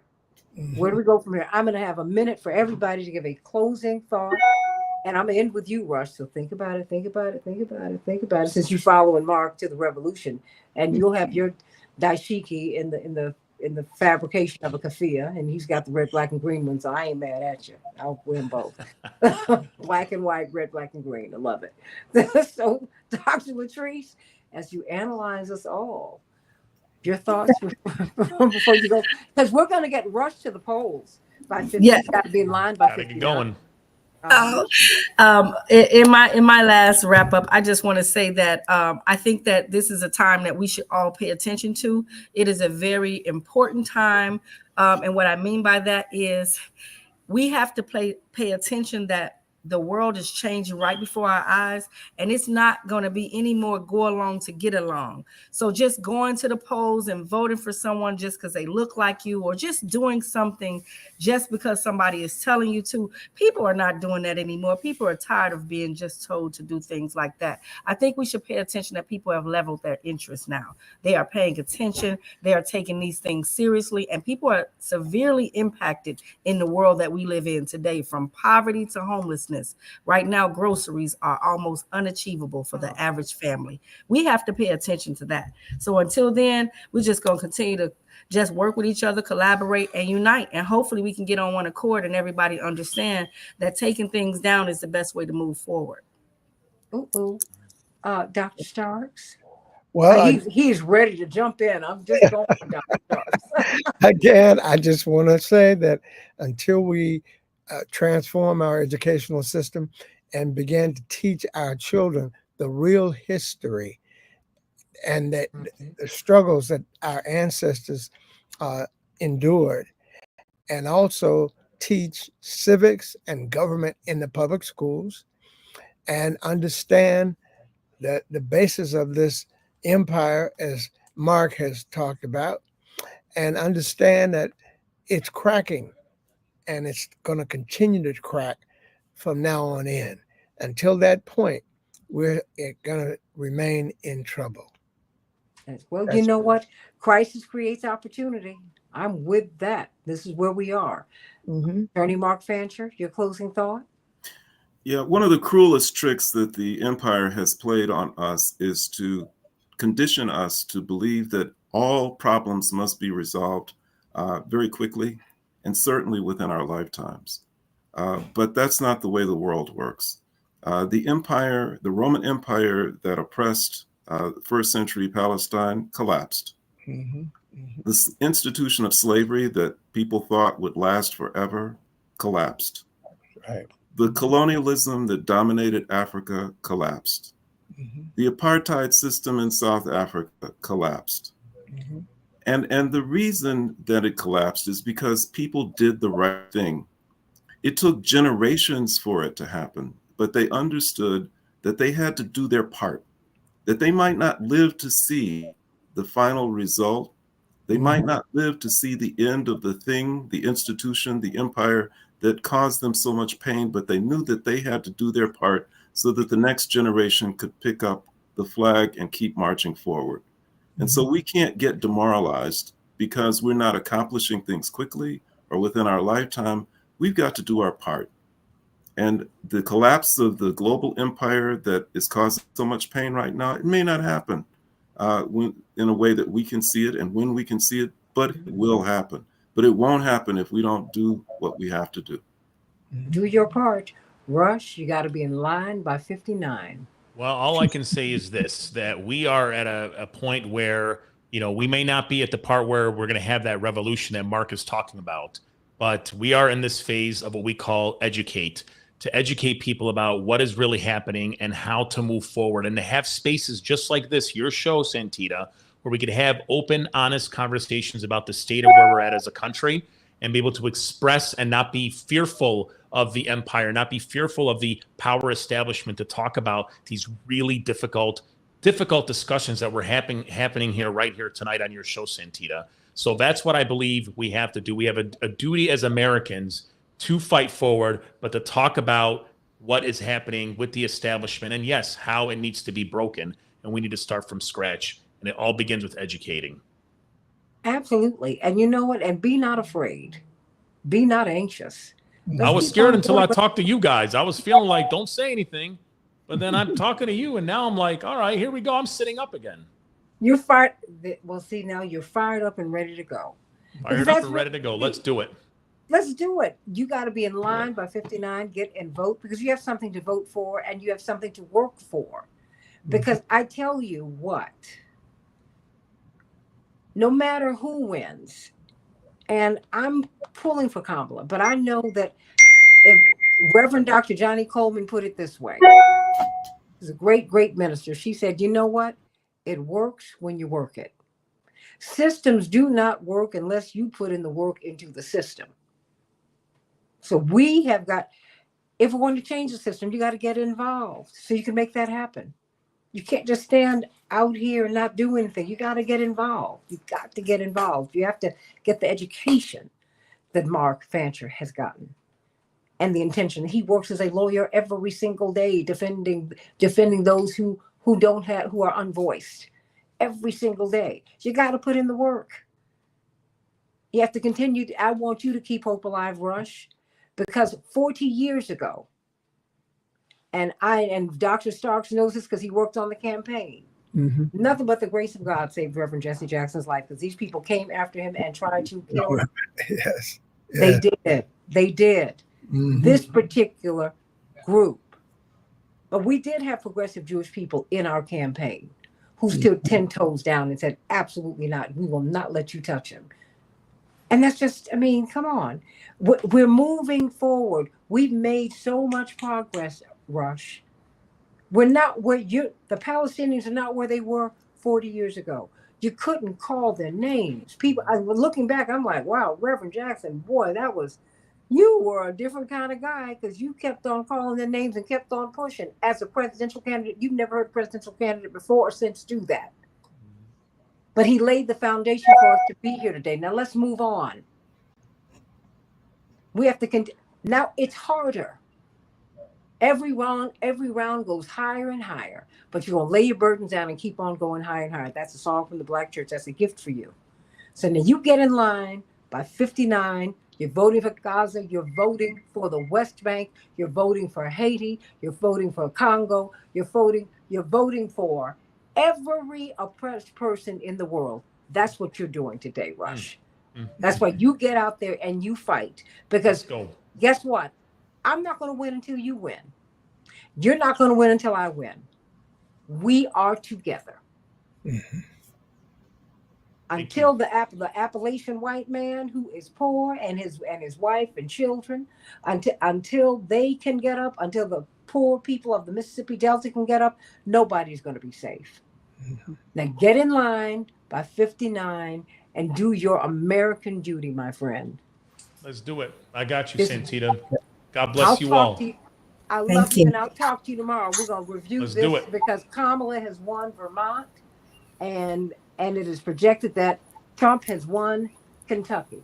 So let's get in it. Get out there and do your thing. And go Jonathan Jackson. I love you, my brother. I'm going to see you in a minute. Jonathan Jackson. Tell him I said hello. I'm Santita Jackson. I love you, everybody. Bye. Love you, Dr. Latrice. Oh, my baby. Dr. Stark. Get out there and vote. Go, Rush. Go now. All right, say bye. Say bye. Bye. Bye. Bye. Bye. Love you. Thank you, Dr. Starks. Okay, thank you. Bye-bye. Mhm.